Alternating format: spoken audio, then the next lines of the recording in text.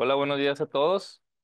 Me presento, soy el doctor José Camarena Galván, residente de segundo año del Centro de Alergia e Inmunología Clínica.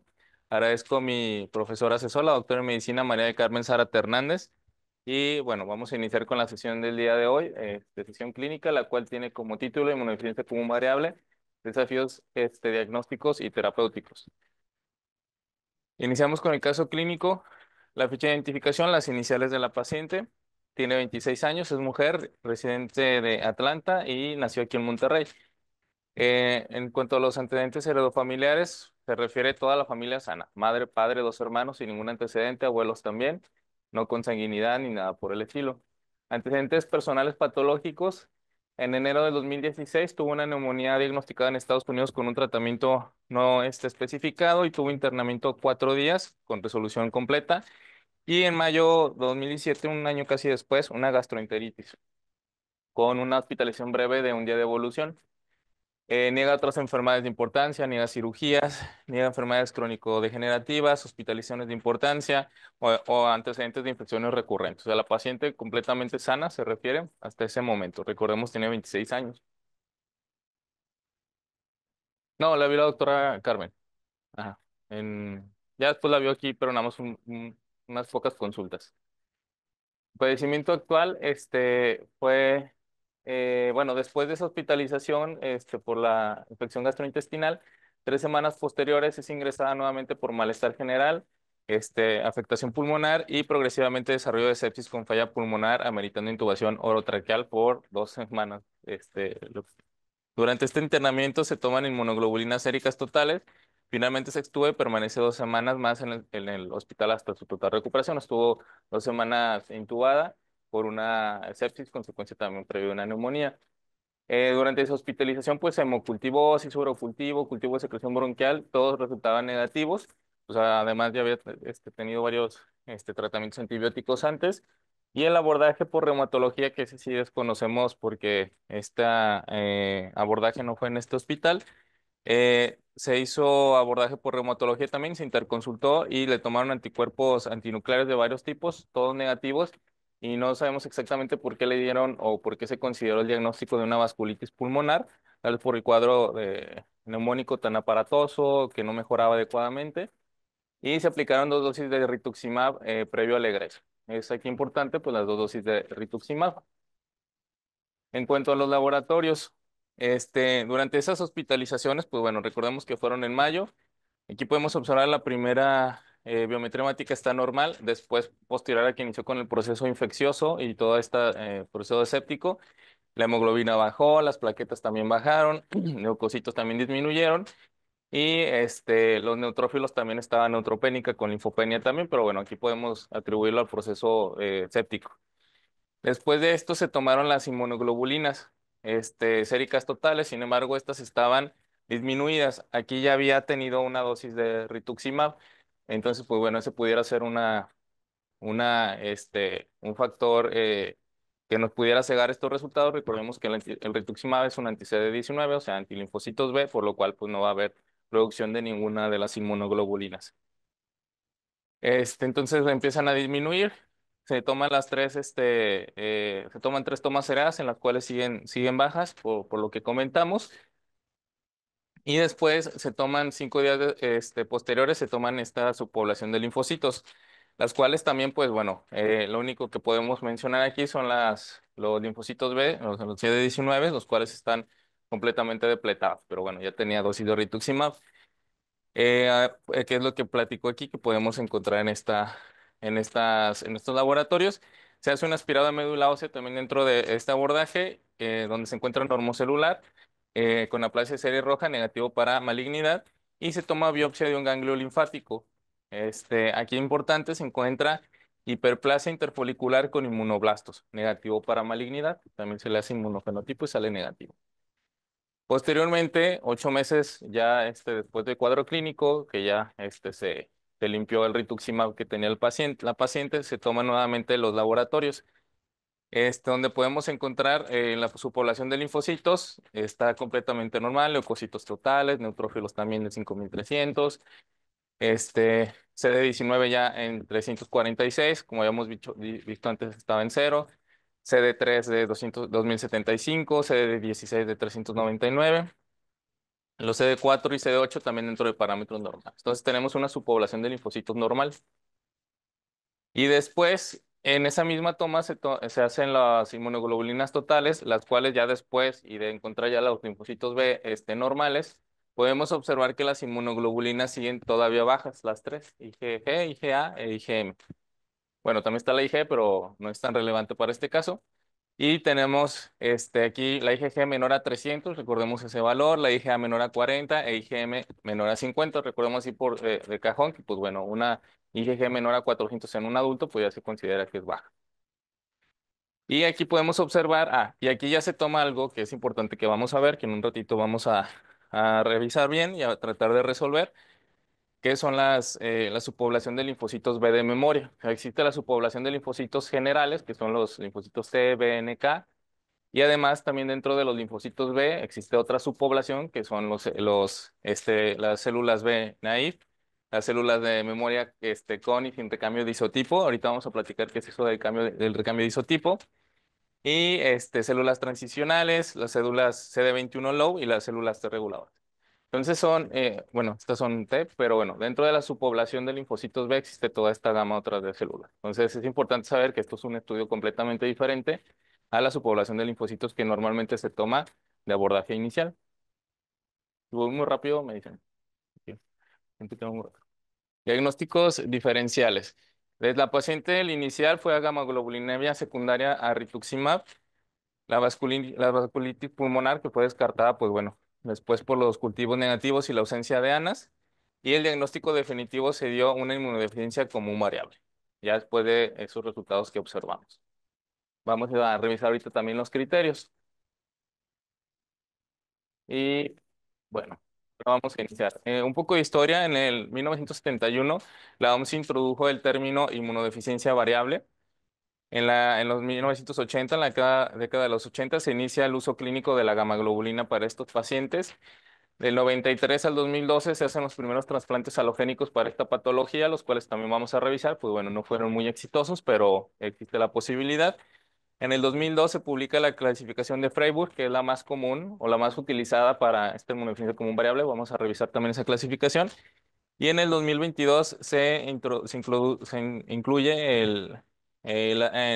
dentro de la ayuda introduce dentro de las inmunodeficiencias predominantemente de anticuerpos. Entonces es importante ver esa clasificación que ahorita la vamos a revisar.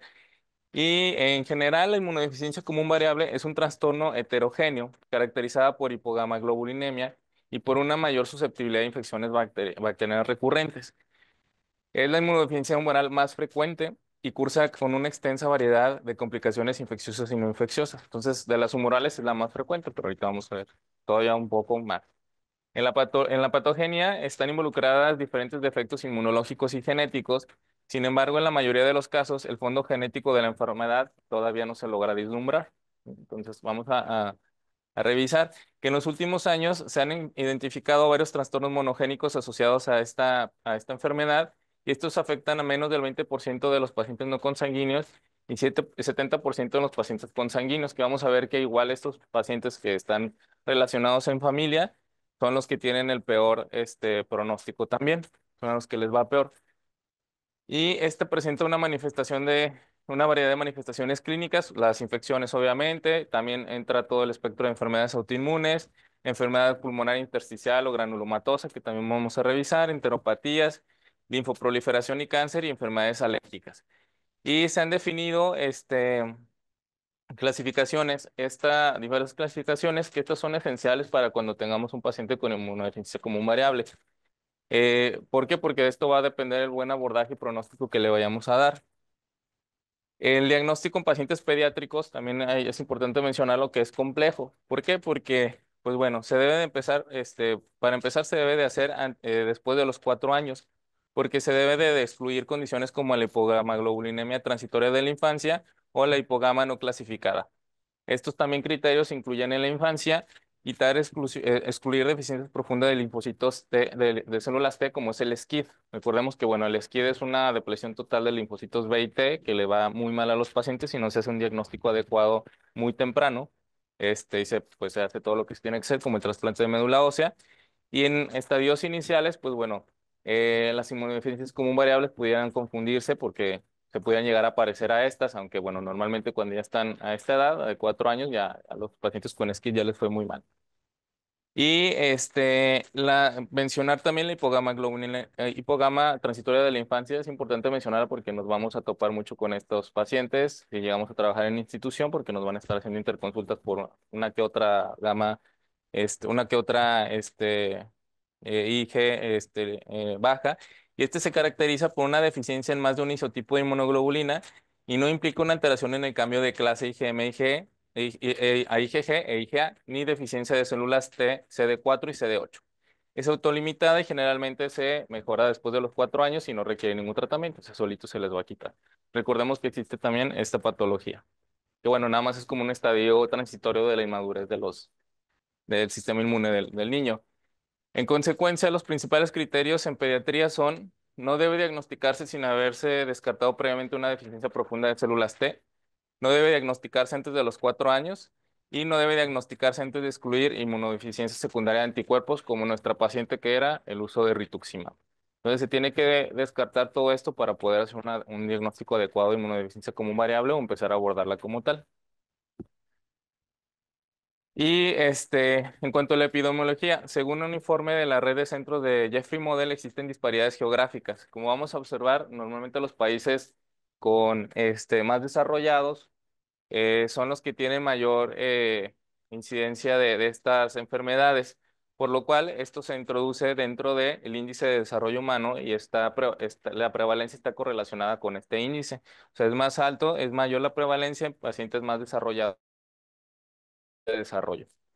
¿Por qué? Pues porque tenemos menos infraestructura para poder estar haciendo los diagnósticos más frecuentes, no los alcanzamos, no todos tienen acceso a los sistemas de salud de segundo o tercer nivel, como en otros países. Y la mayor prevalencia se ha documentado en los Estados Unidos, donde es el 40% de todos los pacientes con IDP, de todos los pacientes con IDPs. O sea, en Estados Unidos es todas las clasificaciones, el 40% son esta inmunodeficiencia común variable. En la red de inmunodeficiencias de Estados Unidos o UCITNET, la distribución de edades al momento de diagnóstico es principalmente en la edad pediátrica de inicio temprano, de los 2 a los 10 años. Por ahí estábamos revisando que inicialmente se pensaba que era más en la adolescencia, hasta que ya se tuvieron estos registros de muchísimos pacientes. Y después el pico más grande, que es en los adultos o mayores de 18 años, como en el caso de la paciente que platicamos, que es el 58%.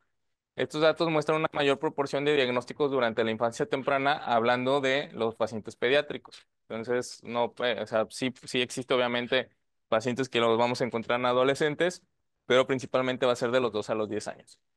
Y el predominio masculino es en la infancia, el predominio femenino en la adultez. Pues bueno, también nuestra paciente era una femenina. Hablando de la mortalidad, los que se asocian con más factores con mayor riesgo de muerte prematura son el retraso del diagnóstico, que está relacionado con lo que comentamos, con la deficiencia y la falta de conocimiento de los médicos también. Consanguinidad parental, como hemos comentado, la tasa de mortalidad es 4 veces mayor en pacientes con consanguinidad. Esto pues porque muchas veces se relacionan directos alteraciones monogénicas que normalmente pueden tener un peor pronóstico en estos pacientes. Y la correlación es, de acuerdo a la edad de inicio y las manifestaciones clínicas, a mayor edad, mayor riesgo de desarrollar malignidad y a menor edad, mayor riesgo de trastornos hematológicos autoinmunes. O sea, ninguno de los dos se salva, ninguna de las dos edades. Las mutaciones genéticas implicadas son principalmente de 3 niveles, pueden ser a cualquier nivel de la célula, del linfocito B principalmente, pueden ser en la superficie, citoplasma o núcleo, por lo cual pues nos va a dar una variedad increíble de genes asociados, o de alteraciones que pueden estar, incluso pues la gran mayoría son poligénicas. Actualmente cada molécula defectuosa se considera una forma separada de inmunodeficiencia, o sea, dentro de todo el margen de lo que son las inmunodeficiencias como variable, cada uno de los genes se considera parte de una inmunodeficiencia separada. ¿Por qué? Porque también va a actuar de una manera diferente. Y así la UIS, la Unión Internacional de Sociedades de Inmunología, ha categorizado estos trastornos de inmunodeficiencia primaria en categorías específicas. Y vamos a recordar la clasificación, pues tanto de la UIS o de la WHO. Bueno, ahorita ya son 11 en la actualizada, en la de 2022, pero bueno, encontré esta del 2019, de 2 años antes, que aquí nada más para recordar cómo se clasifican, o sea, como todo el compendio de cómo se clasifican: inmunodeficiencias combinadas, las sindromáticas, las predominantemente de anticuerpos, donde vamos a observar que el 50% son estas, predominantemente de anticuerpos. Y de todas estas, la inmunodeficiencia común variable es por mucho la más frecuente de todas las predominantemente de anticuerpos, por lo cual nos va a dar como resultado que de todas las inmunodeficiencias que existen, esta es la más común y la que más nos vamos a enfrentar. También existen, pues bueno, las de desregulación inmune, las de alteraciones en la fagocitosis, en la inmunidad innata, los antiinflamatorios, deficiencias de complemento y las fenocopias. Ya, pues bueno, las otras que también se agregaron hace 2 años.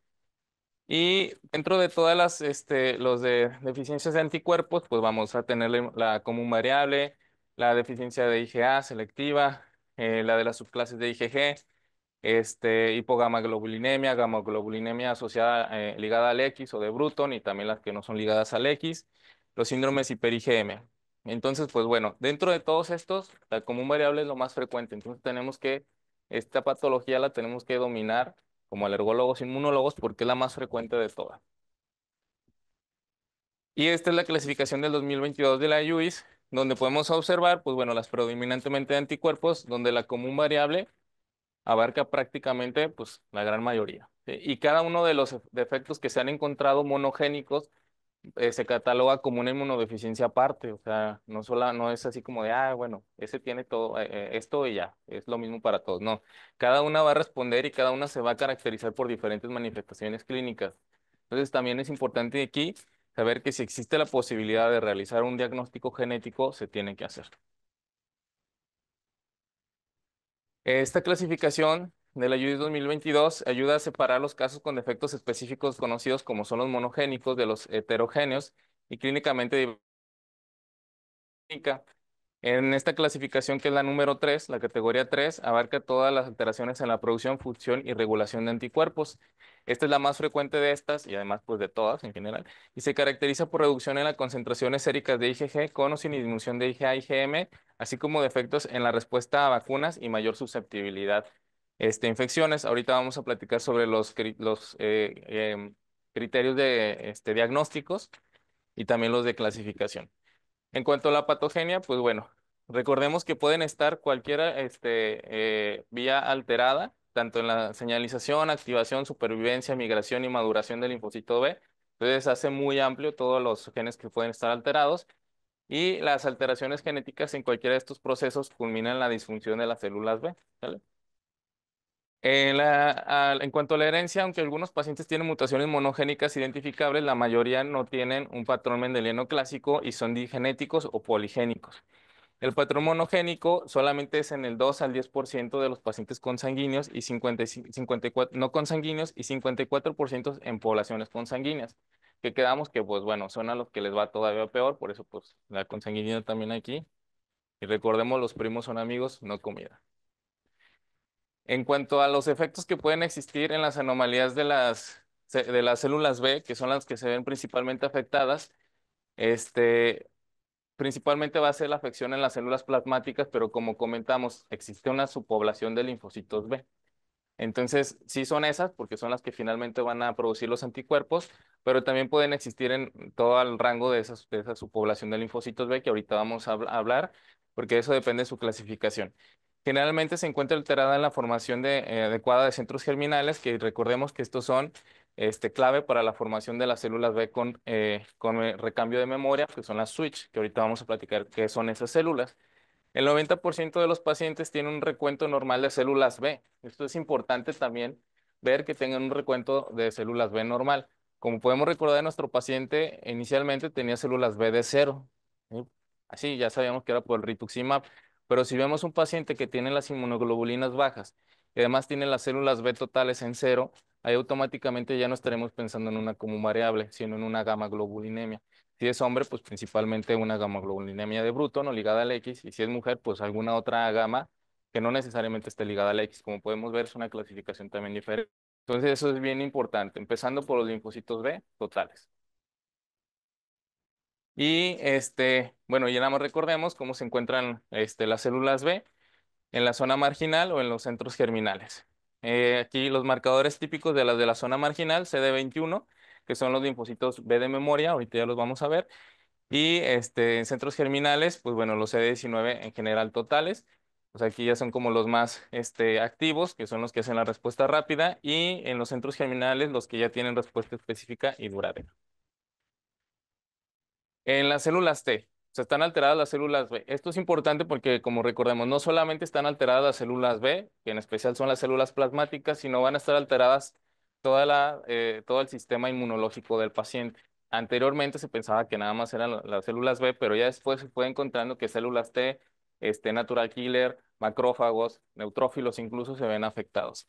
Las afecciones en las células T, la anomalía en estos pacientes son diversas y abarcan tanto en su número total como en su porcentaje, marcadores de superficie y función de diferentes subpoblaciones. Existen reducciones observadas y tienen una disminución en el número total de los CD4 o helper. Y los pacientes que presentan conteos reducidos de CD4, pues bueno, tienen mayor predisposición a autoinmunidad y linfoproliferación. ¿En qué se van a diferenciar de por ejemplo, de un SCID? Pues que los linfocitos T no están tan depletados, porque si los linfocitos T también en este paciente estuvieran depletados, pues bueno, se transformaría en un SCID y pues realmente se tiene que hacer el abordaje inmediatamente, si no, la mortalidad es muy alta. Entonces, se diferencian en que sí está este, alterado linfocitos T, pero no una magnitud que pudieran alterar o hacerse una combinada. Están afectadas células dendríticas también, donde tenemos una disminución progresiva de estas células y anormalidades en su maduración y función. Esto con una reducción en la expresión de moléculas coestimuladoras y en la producción de interleucina 12, o sea, generalmente las deja inmaduras. Y los monocitos y macrófagos que también se ven afectados dentro de la inmunidad innata.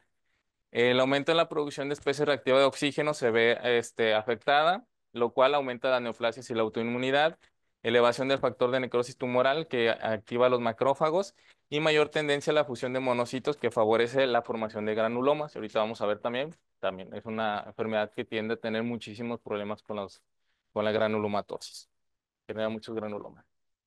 Ahora, hablando de las infecciones, que es la principal manifestación y la mayor carga se atribuye hacia infecciones respiratorias del tracto superior e inferior, que son la principal causa de morbimortalidad en estos pacientes. Los patógenos más comunes vamos a recordar que son los encapsulados, como son Streptococo, Pneumonia, principalmente Haemophilus influenzae, Moraxella catarrhalis, Neisseria y Staphylococcus. ¿Por qué ¿Por qué las encapsuladas? Pues porque recordemos que para atacar principalmente estas bacterias encapsuladas dependemos totalmente de la opsonización de anticuerpos y después también del ataque del complemento. Pero bueno, las células innatas como macrófagos, por ejemplo, neutrófilos, no pueden atacar directamente a a estas bacterias encapsuladas, pues porque tienen justamente esta cápside que los defiende de esa inmunidad innata. Por eso es que dependen completamente de la inmunidad adaptativa y específicamente de los anticuerpos. Por eso es que nos atacan estos principalmente. Y virus también pueden haber rinovirus, herpes zóster y también enterovirus. En cuanto a las infecciones oportunistas, no son características, son menos comunes, pero pueden aparecer principalmente cuando hay una depresión importante de los linfocitos T, y ya vimos que también se asocian, que puede haber una reducción de estos. ¿Sí? Entonces ahí ya vamos viendo, ya vamos armando como todos los cuadritos que nos van quedando para ver por qué la inmunodeficiencia común variable pues es tan importante y hay muchas cosas que hay que cuidar con estos pacientes. La neumonía aparece en el 70% después de todas las infecciones del tracto superior respiratorio superior. Complicaciones pulmonares pueden causar bronquiectasias, intersticiopatías, secundarias infecciones pulmonares recurrentes y graves. Y la mitad de los procesos son por bacterias, después infecciones virales, parásitos y hongos. Si a pesar de que nosotros estamos dando una adecuada restitución con gamma globulina, el paciente se sigue infectando frecuentemente del tracto respiratorio superior, pues muy probablemente va a ser por infecciones virales. ¿Por qué? Pues porque la IgA no se está sustituyendo, solamente la IgG. Nos va a proteger de bacterias, pero no nos va a proteger de los virus. En infecciones del tracto gastrointestinal, también asociado al déficit de IgA, vamos a tener manifestaciones como diarrea crónica o aguda, Y los patógenos más comunes y el que nos tenemos que aprender, pues es la Giardia lamblia, que esto también, pues bueno, junto con toda la enteropatía que va a estar teniendo el paciente por la inflamación crónica y aparte las infecciones que puede estar teniendo, pues nos llevan también a un riesgo de desnutrición muy, muy importante. Campylobacter jejuni y Salmonella también pueden estar implicados y se han reportado infecciones sistémicas graves como el enterovirus diseminado, que es potencialmente mortal, y pues bueno, ya sabemos también de las meningoencefalitis por enterovirus que son muy graves y muy importantes en los niños. La autoinmunidad, que comentamos era algo muy frecuente en estos pacientes, es la segunda manifestación después de las infecciones y afecta del 10 al 30% de los pacientes en general. Vamos a ver que los pacientes que tienen consanguinidad se ven todavía más afectados. Y las citopenias autoinmunes son las manifestaciones más importantes, más frecuentes, como la púrpura trombocitopénica idiopática, anemia hemolítica autoinmune y neutropenia autoinmune, o la combinación que será el síndrome de Evans. Entonces, esto es importante, ¿por qué? Porque lo tenemos que tomar en cuenta en los pacientes, o sea, van a estar teniendo frecuentemente estas afecciones autoinmunes. Y factores implicados son el menor número de linfocitos T reguladores. ¿Y qué va a pasar esto? Pues vamos a tener una disregulación inmune finalmente si no tenemos estos. Continuando con la autoinmunidad, las monogénicas están caracterizadas principalmente por tener una autotolerancia alterada, que hemos comentado. Son las monogénicas que son más frecuentemente en consanguíneos y por lo tanto pues también van a tener como resultado mayor autoinmunidad. Y de los más caracterizados son la deficiencia de ICOS, la deficiencia del RBA, la deficiencia de TLA4 y la deficiencia del NFK kappa beta 1 y kappa beta 2, que bueno, ya tenemos pacientes ahí muy comunes en nuestro servicio, eh, con esta deficiencia principalmente del NF-kappa beta 1. También en estos pacientes el riesgo de autoinmunidad, si recordamos, era del 10 al 30% en general, pero en los consanguíneos, que tienen luego también defectos monogénicos, vamos a tener hasta el 76% de los casos. O sea, si identificamos un paciente que, pues bueno, se identificó finalmente el gen, sí se logró, o sea, fue de ese 10% que sí se logró identificar el gen implicado, el 76% va a tener autoinmunidad, entonces pues prácticamente lo va a tener. Y otras enfermedades autoinmunes asociadas también puede ser tiroiditis autoinmune, poliartritis, enfermedad inflamatoria intestinal, síndrome de Sjögren, dermatomiositis, alopecia y psoriasis. Y estos pacientes pueden presentar también enfermedades granulomatosas y linfoproliferativas. Entonces también tomar en cuenta eso. Dentro de las enfermedades granulomatosas crónicas está, o de la granulomatosis que se predisponen, está todas las enfermedades granulomatosas asociadas con esta patología, la común variable, y esta es una complicación no infecciosa donde se van a formar granulomas. ¿Por qué se van a formar granulomas? Pues por toda la disregulación inmune que estamos teniendo, que habíamos comentado también que los linfocitos T aquí tienen una participación directa, ¿sí? Porque no hay suficientes linfocitos T reguladores. Y el compromiso es principalmente pulmonar y se ha caracterizado y se le llama enfermedad granulomatosa pulmonar linfocítica intersticial o GLIL y abarca la enfermedad granulomatosa en general, bronquiolitis folicular, neumonía intersticial e hiperplasia linfoide.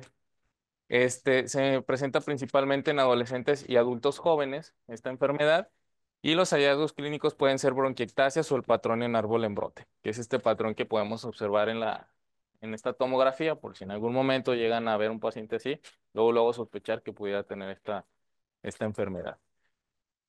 Este, pero no solamente afecta el pulmón, es el más afectado, pero no el único.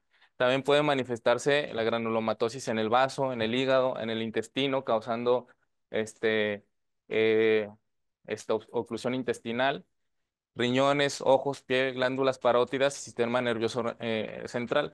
Esto me hace recordar también una paciente que llegué a tener como residente de pediatría, ya una paciente de 12 años aproximadamente que empezó a hacer granulomas. Llegó por una neumonía complicada, pues raro, porque tenía 12 años, previamente sana, y dentro de su hospitalización, en una tomografía tenía un granuloma pulmonar. Dentro de su evolución, se hizo incluso hasta biopsia de ese granuloma, se pensó que era tuberculosis, se dio incluso también tratamiento para tuberculosis, porque pues bueno, no encontrábamos por qué se estaba llenando de granulomas, y dentro de la hospitalización se ocluyó también. Se mete una laparoscopía exploradora, se encuentra el cirujano pediatra que tenía granulomas diseminados por toda la cavidad abdominal, importante, se sacan todos los granulomas, se extraen todos, se limpian, se mandan a patología, no se le encuentra nada, limpios los granulomas.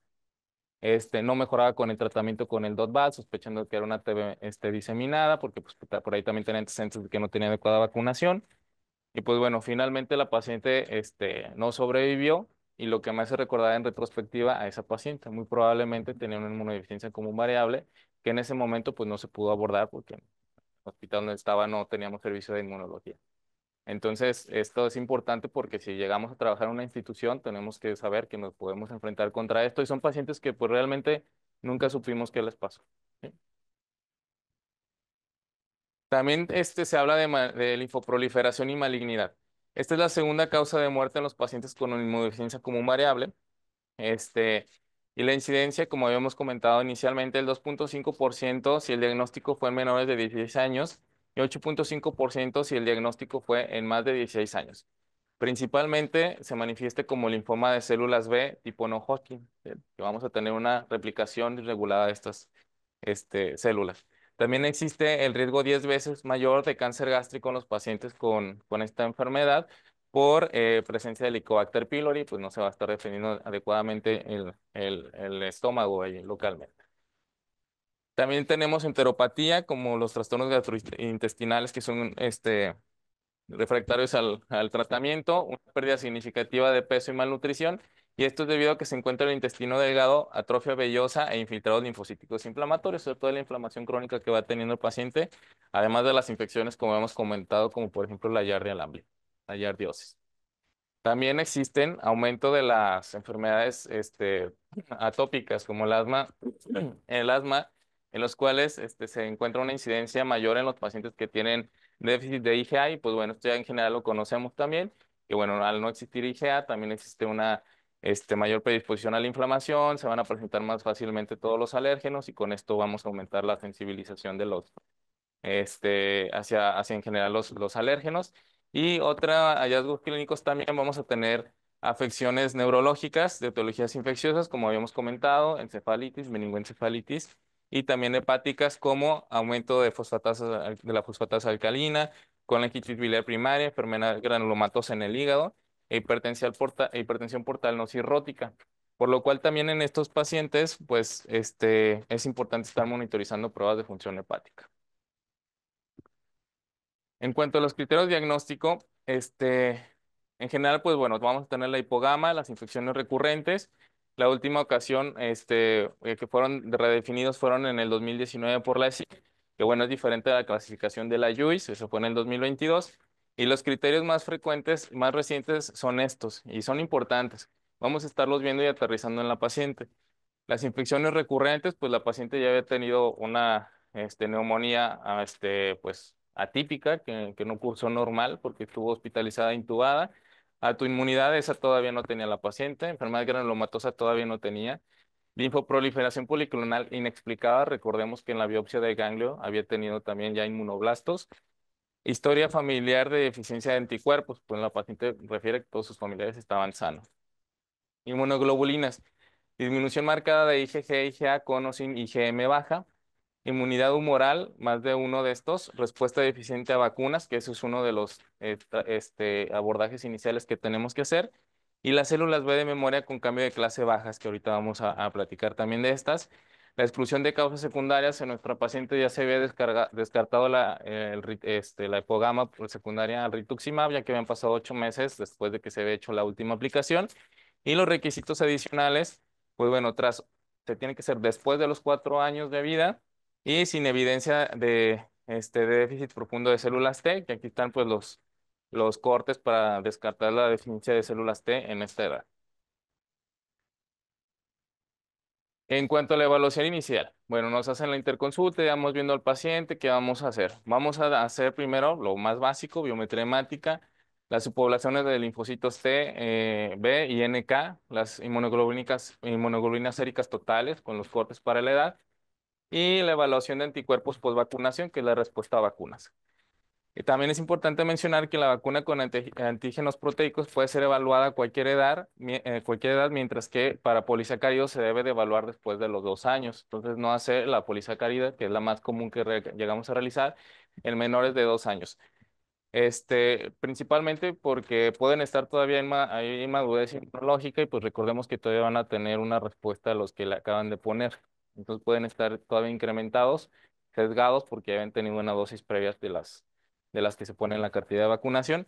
Y en caso de hipogamaglobulinemia, dentro de los diferenciales contemplar la pérdida de proteínas a través del tracto gastrointestinal y también a través del tracto y a través de vía renal. Entonces, pacientes que estamos teniendo en general, también vemos albúminas séricas bajas, no solamente las proteínas como las inmunoglobulinas, sino el resto de proteínas bajas, pensar en que está teniendo pérdida de proteínas, y dentro de esas también se están yendo las inmunoglobulinas, ¿sí?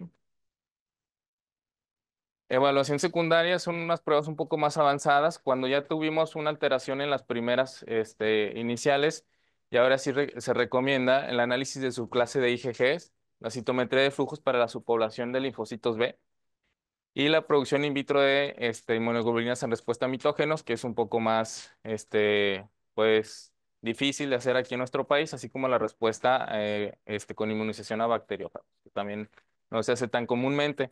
Aquí nosotros normalmente nos quedamos hasta la citometría de flujo de las subpoblaciones de linfocitos B, pero ya con eso, si lo sabemos interpretar, ya tenemos prácticamente un diagnóstico adecuado.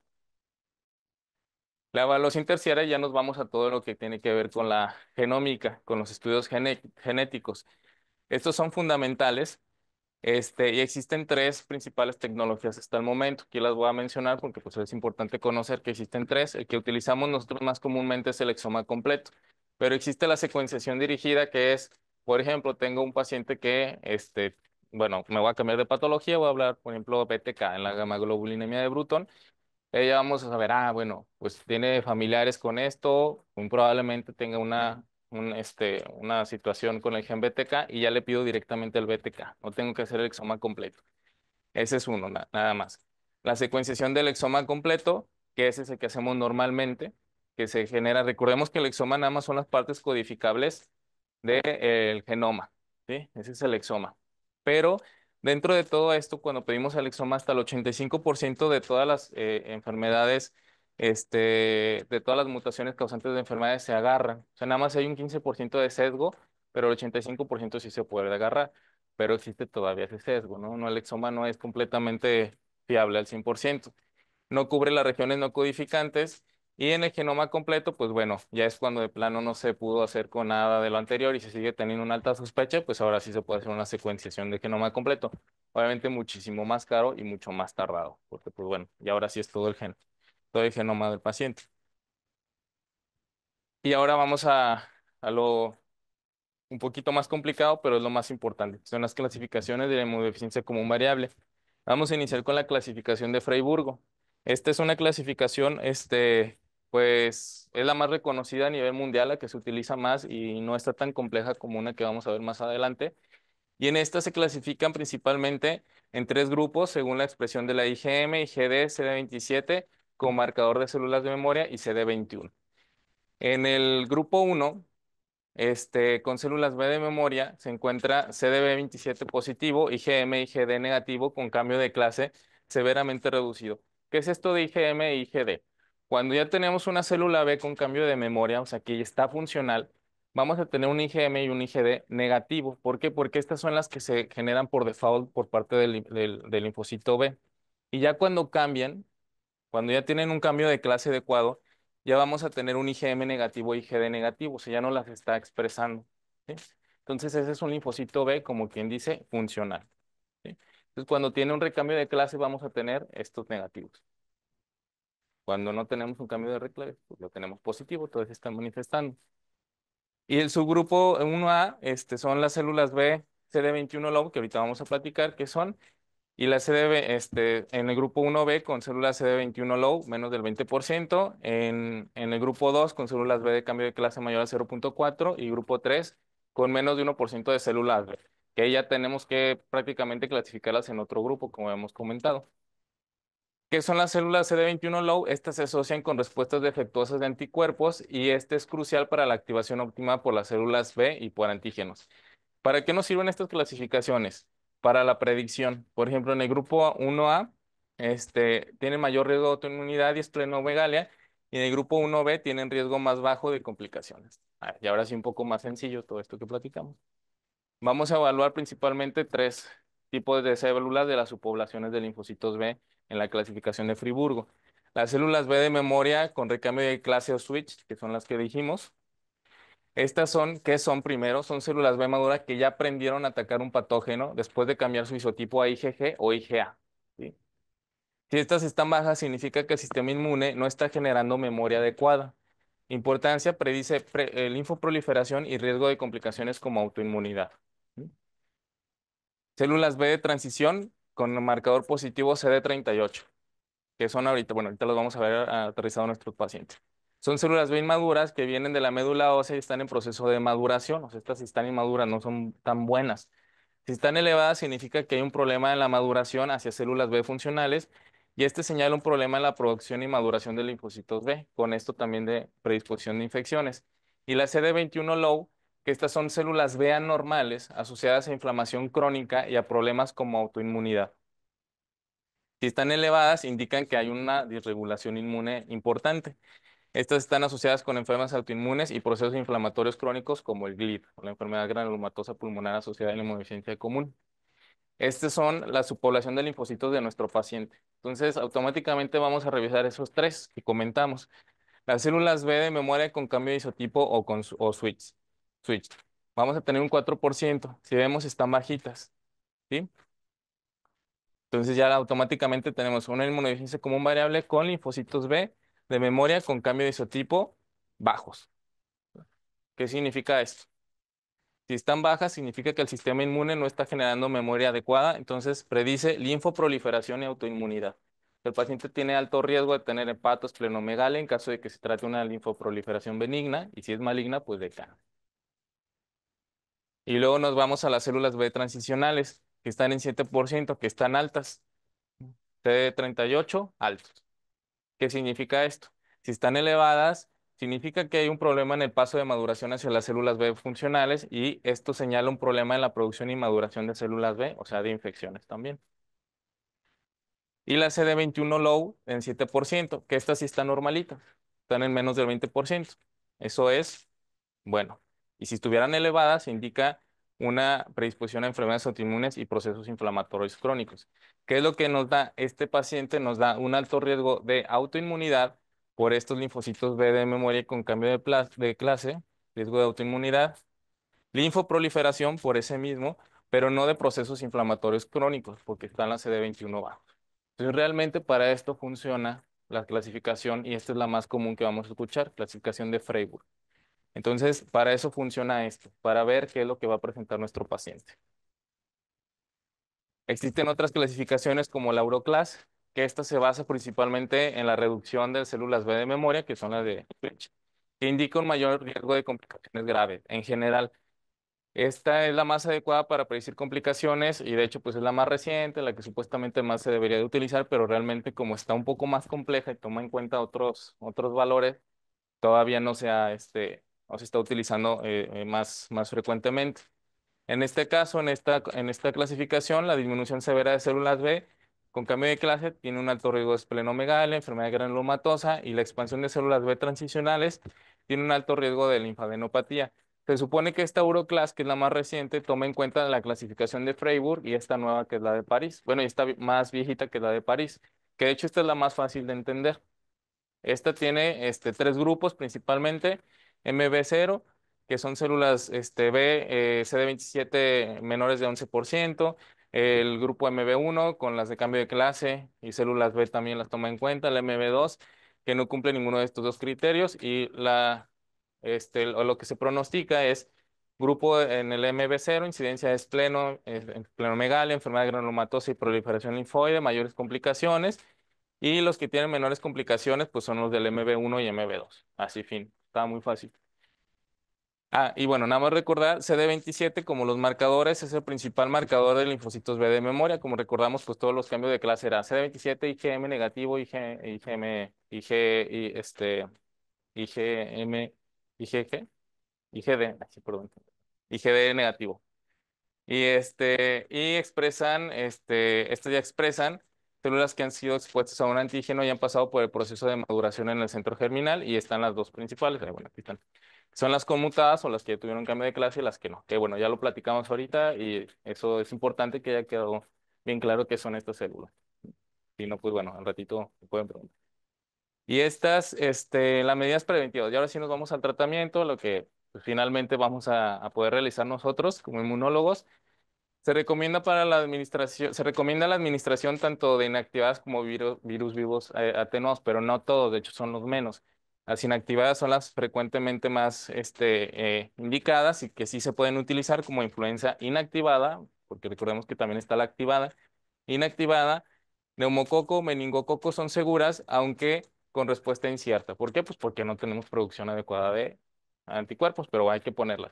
Y las atenuadas generalmente están contraindicadas debido a los efectos adversos. Si el paciente ya recibió una dosis reciente de gamma globulina, pues realmente ahí no tiene mucho caso poner las vacunas, aunque sí se pueden poner. ¿Por qué? Pues porque automáticamente la gama que pusimos, va a neutralizar a la nueva vacuna. Entonces, están contraindicadas las de virus vivos atenuadas, principalmente polio oral, fiebre amarilla, viruela, influenza atenuada y salmonela. Y las que sí se pueden ver, pero esto ya dependiendo de los linfocitos TCD4 y CD8, son las de sarampión y varicela, que bueno, sabemos que estos son virus vivos atenuados también. Entonces, ahí, por eso en un inicio, algunas sí se pueden aplicar, pero no todas. Es algo importante que hay que verificar. Y y ahora vamos al tratamiento, pues bueno, principal, que es la gamma globulina intravenosa o subcutánea. Bueno, sabemos que va dirigida para restituir la falta de esta, limita la gravedad de infecciones e incidencia de infecciones, pero el papel en trastornos autoinmunes, linfoproliferativos e inflamatorios como la granulomatosis no está, no, es incierto todavía si ayuda o no ayuda para eso. Y no se sustituye la IgA, por lo cual puede haber procesos todavía frecuentes respiratorios que puede predisponer finalmente pues, a las complicaciones como son las bronquiectasias, que es el daño orgánico superativo irreversible más frecuente en estos pacientes. Entonces, pues bueno, lamentablemente, aunque le pongamos una adecuada dosis de esta, muy probablemente persista este daño crónico. La dosis estándar recomendada inicial es de 400 a 600 cada 3 a 4 semanas y los ajustes se realizan dependiendo de estos cuatro factores. Entonces, siempre tenemos como que la idea de que tenemos que mantener un nivel estricto adecuado, pero no, esos es como los niveles mínimos que tenemos que mantener. Te comenta mucho que es menos de que es mínimo 500, la IgG sérica que tenemos que tener. Ahí encontré en varios, en varios artículos y todos mencionaban de 700 a 1000, aunque en casos graves o complicados pueden requerirse niveles más altos. Eso es lo que les comentaba, o sea, depende del paciente. ¿Qué tal que si es un paciente que a pesar de tener 800, 1000, sigue infectándose continuamente por infecciones encapsuladas, por bacterias encapsuladas? Pues bueno, sabemos que todavía nos está faltando más. Entonces, depende de eso, depende de las complicaciones como bronquiectasias, infecciones recurrentes, de los niveles séricos previos al tratamiento. No es lo mismo un paciente que hayas tenido una IgG sérica inicial de 300, 400 a uno que empieza con 70, sí. Entonces, el paciente necesita muchísimo más. Y niveles séricos de IgG ya ha iniciado el tratamiento, que es lo que comentamos que vamos a ir titulando. En cuanto a la profilaxis antibiótica, se debe de dar, aunque tengamos un adecuado reemplazo con gamma, principalmente para los virus, para las bacterias encapsuladas, como va a ser el clotrimoxazol o trimetoprim sulfametoxazol, amoxi o acitro.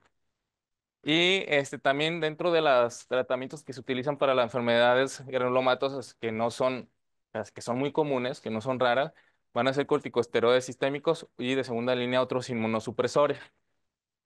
Ahora, algo muy importante en estos pacientes, que es el trasplante de células madre hematopoyéticas. En estos pacientes, las indicaciones están bien claras, no son para todos.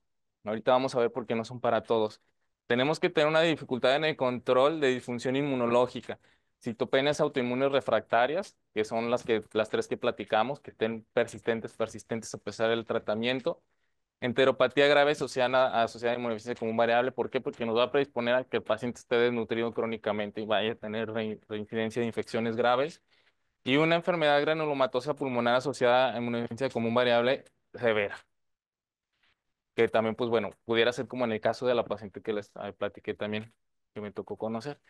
Complicaciones malignas, linfomas resistentes al tratamiento convencional, infecciones graves y recurrentes que no responden adecuadamente al tratamiento con gamma y la identificación de defectos genéticos específicos. O sea, tiene que ser una paciente que tenga un defecto genético ya encontrado principalmente, como son el CTLA4 o el RBA, que estos predisponen a que sea un paciente muy complicado. Si se fijan, los criterios para hacer un trasplante de médula ósea es que el paciente ya esté muy mal, ¿sí? O sea, o que tenga un pronóstico de que le vaya muy mal. ¿Y por qué es esto? Porque se hizo esta revisión donde se encontró, si se fijaron, las inmunodeficiencias común variables, pues se fueron agregando muchos diagnósticos diferentes conforme han pasado los últimos 20 años. Entonces, ¿qué se hizo? En este estudio, de 14 centros a nivel mundial de común variable que recibieron trasplante de células hematopoyéticas, principalmente las indicaciones fueron linfoma y la desregulación inmunológica refractaria al tratamiento. Se le iba muy mal al paciente. No tenían ya más de otra que ser el trasplante de médula ósea. Los resultados tuvieron una supervivencia global del 48%. El 52% falleció a pesar del trasplante. Obviamente les estaba yendo muy mal, pero de todos modos la supervivencia es poca, es la mitad, es menos un volado.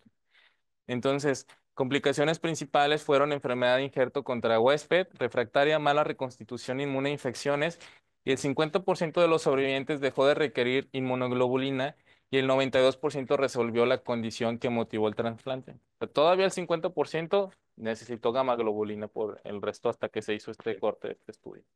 Entonces, realmente no es un tratamiento ni curativo, o sí puede ser curativo, pero en la minoría de los casos, y bien seleccionados. Entonces, la conclusión es que sí puede ser beneficioso en los sobrevivientes. Aquí es importante, o sea, la conclusión aquí está medio extraña porque si en los sobrevivientes sí, que fueron el 48%, pero con una alta mortalidad y solo debe considerarse en pacientes cuidadosamente seleccionados. Es por eso que lamentablemente todavía, hasta la fecha, mientras no tengamos todo el código genético humano, todas las alteraciones genéticas, mejor dicho, establecidas, pues vamos a estar teniendo todavía una alta mortalidad en estos pacientes.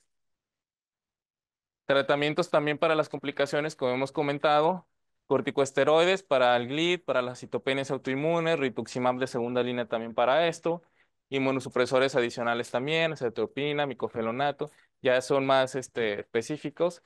Y terapias emergentes para el futuro, nada más mencionar que está inhibidores de la mTOR, como el sirolimus, que median la inflamación mediada por linfocitos T, esto para las complicaciones inflamatorias, inhibidores de la JAK, principalmente para enteropatía, y el belimumab, como la anti-BA, que es prometedor en enfermedades mediadas por disfunción de células B, como la GLID. Y pues bueno, aquí nada más recordar todas las complicaciones, no solamente son las infecciones. Si fueran las infecciones, pues o sea, no estaría tan mal. Pero es toda la complicación que viene dentro de estos pacientes. Como conclusiones, pues bueno, es la inmunodeficiencia o error innato de la inmunidad más frecuente dentro del grupo de las predominantemente anticuerpos y de todas, en general, de todos los grupos. Presenta una alta heterogeneidad clínica, lo que dificulta el diagnóstico temprano. Es fundamental utilizar los criterios que ya platicamos y la pobre respuesta a vacuna. Infecciones recurrentes, enfermedades autoinmunes, linfoproliferación y enteropatías son frecuentes y afectan el pronóstico del paciente. La identificación de los defectos genéticos específicos mejora la personalización del tratamiento y el pronóstico. Para esto es las clasificaciones que hablamos. La terapia de reemplazo con gamma es clave para reducir infecciones y complicaciones, además de considerar los tratamientos específicos en casos necesarios. Y el trasplante de células madre hematopoyéticas puede utilizarse en complicaciones severas, refractarias, aunque asociada a una alta mortalidad y requiere una selección rigurosa. Y pues bueno, nada más para concluir, esta inmunodeficiencia, como ya vimos, es lo más frecuente que vamos a ver. Todavía, pues no puso un esquema, pero todavía año con año se van agregando 3, 4 mutaciones diferentes. Al mismo tiempo es un alivio porque vamos encontrando más defectos monogénicos, pero al mismo tiempo decimos todavía lo que nos falta. Y apenas estamos empezando a dilucidar. Entonces, en algún futuro, pues bueno, vamos a encontrar muchas muertes inexplicables que son causa y consecuencia bueno, son consecuencia de la inmunodeficiencia como variable. Pues bueno, sería todo por mi parte en esta clase. Si tienen alguna duda o pregunta, quedo a tus órdenes. Gracias.